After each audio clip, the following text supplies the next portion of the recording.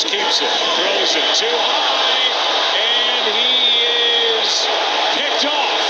They're going to give it to Breland, and Breland is down inside the 35. We'll take another look at it, as will they. Penalty flags at the end of the play. Foles is down, injured, and a fight breaks out.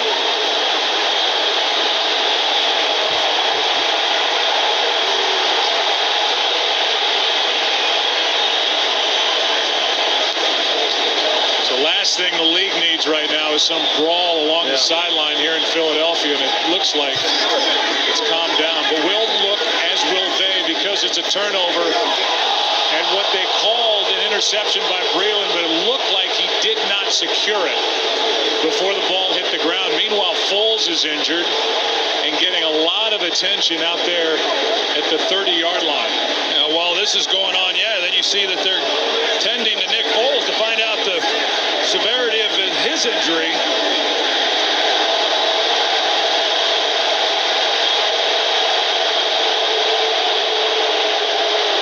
We'll see if there's any ejections that take place based on what just happened.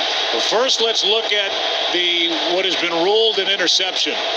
Well, Breland, he forgot he's in the NFL. First of all, I mean, he goes to make a play on this, and the question is whether or not he had it. He did not.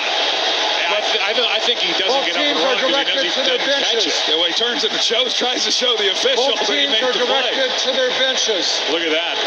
Chris Baker, at the end of the play, lays into Nick Foles. And they now throw 3 flags down on the field. As Jason Peters, the left tackle, goes right after Chris Baker.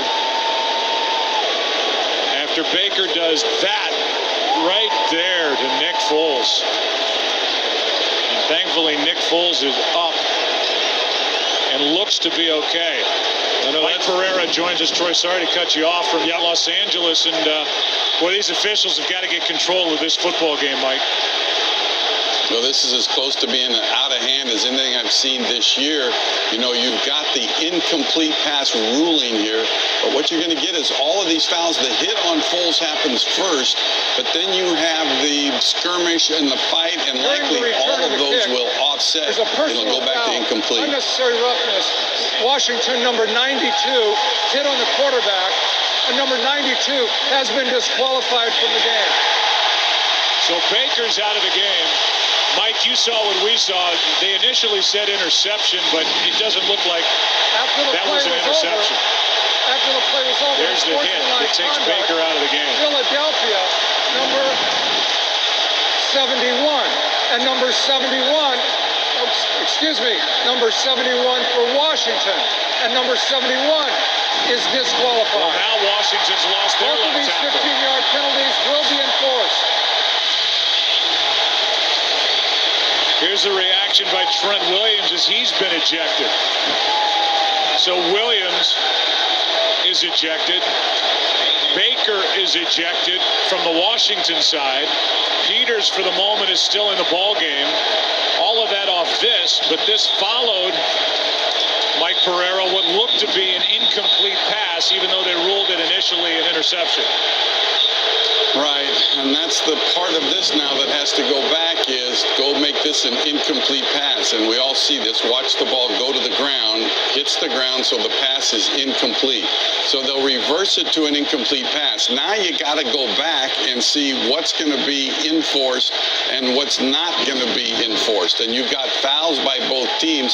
The question then, will it offset? That's what Tony Careni is going to have to figure out. And you'll get a chance to look at this under the hood and also talk to New York.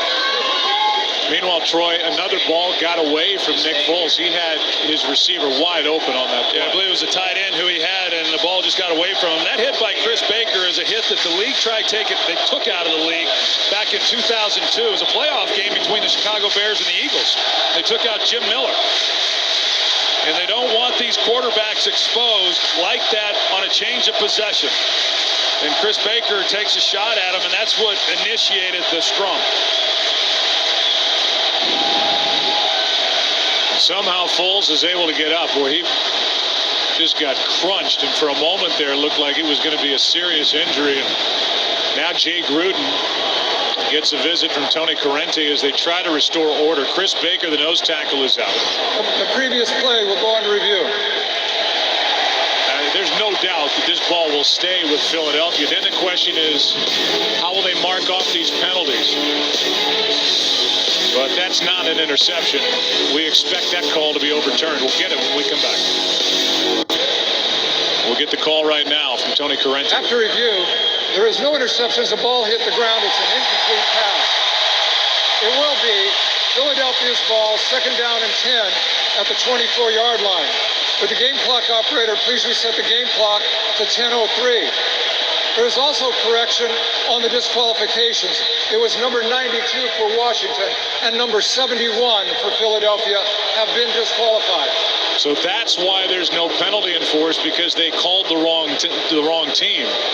So now Philadelphia loses their all-pro tackle Jason Peters. He's out of the game. And Philadelphia now has no more extra offensive linemen to bring in. They started the game with Kevin Graff, a rookie from USC, not active. The same for Matt Tobin. Play as a result of a penalty may stay in the game. Matt Tobin's been battling a left ankle injury. And so now the only guy they have, somebody who signed last week, Wade Smith, will come in along the offensive line, and they are out of reserves on the O-line for Philadelphia as Jason Peters, who was sticking up for Nick Foles, gets ejected because of the hit by Chris Baker. It looks like they move Andrew Gardner maybe to left